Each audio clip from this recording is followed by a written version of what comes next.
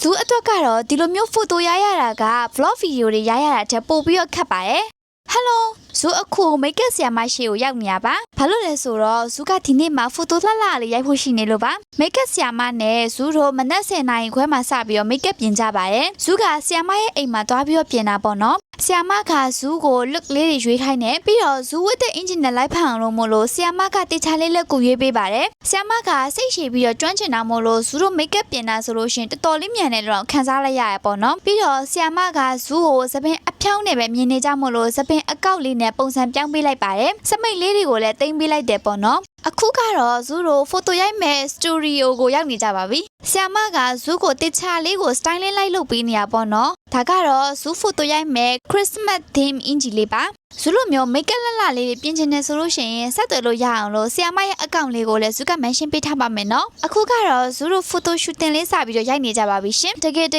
ဇူးကလေး post ပေးတဲ့အခါကြလို့ရှိရင်ခေါင်းကိုဘယ်နှချရမှမသိလက်ကိုလည်းဘယ်နှမထားမှမသိအဲ့လိုမျိုးတယောက်တည်းခဏတိုင်ပတ်နေတတ်တာပေါ့နော်ဒါပေမဲ့ကင်မရာမန်ကဇူးကို post ပေးနေရလဲရှိကနေပြပြပေးရဆိုတော့ပါတည်းရဲ့ဇူးကဓာတ်ပုံထက်ဗီဒီယိုရိုက်ရတာကိုပို့ပြီးတော့အားတန်တယ်ပေါ့နော်ဒါပေမဲ့ဇူးခဏ try ကြည့်ပြီးတော့ဓာတ်ပုံရိုက်တာကိုလည်းကျွမ်းအောင်လုပ်မယ်လို့စဉ်းစားထားပါတယ်ကျွမ်းချင်မှုဆိုတာကကိုလုံရင်းနဲ့မှဖြစ်လာတဲ့အရာမို့လို့မလုပ်တတ်ဘူးမလုပ်ဘူးဆိုတဲ့အတွေ့အမျိုးကိုလုံးဝမတွေးသင့်ပါဘူးနော်တစ်ခေါက်လုပ်မယ်နှစ်ခေါက်လုပ်မယ်ပြီးရင်3ခေါက်4ခေါက်အဲ့လိုမျိုးခဏလုပ်တဲ့အခါမှာပထမဆုံးတစ်ခေါက်လောက်မခက်ခဲပဲနဲ့တဖြည်းဖြည်းလွယ်လာတာကိုပို့ပြီးတော့ခံစားရပါလိမ့်မယ်ဒါကြောင့်မို့လို့ဘယ်ရာပဲဖြစ်ပေါ့နော်လွယ်နဲ့လက်မလျှော့ပဲနဲ့စူးစမ်းကြည့်ဖို့ပဲအကြံပေးချင်ပါတယ်အခုကတော့ဖိုတိုလေးတွေရိုက်ပြီးတတ်ပြီးမို့လို့အိမ်ပြန်มาတော့မယ်ရှင် result ဖိုတိုလေးတွေကိုလည်းဇူးအကောင့်မှာတင်ပေးသွားပြီမို့လို့တက်ကြည့်လိုက်ကြပါဦးနော် See you in the next video bye bye